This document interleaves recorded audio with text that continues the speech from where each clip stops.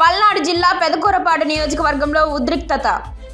వరద ప్రాంతాల పర్యటనకు బయలుదేరిన మాజీ ఎమ్మెల్యే నంబూరి శంకర్రావు 14వ మైలు వద్ద వైసీపీ కార్లను వెంబడించిన టీడీపీ వర్గాలు. టీడీపీ వైసీపీ ఇరు వర్గాల కార్యకర్తల మధ్య ఘర్షణ. పరస్పరం దూషణలకు దిగిన ఇరు వర్గాలు. కార్ల అద్దాలు ధ్వంసం.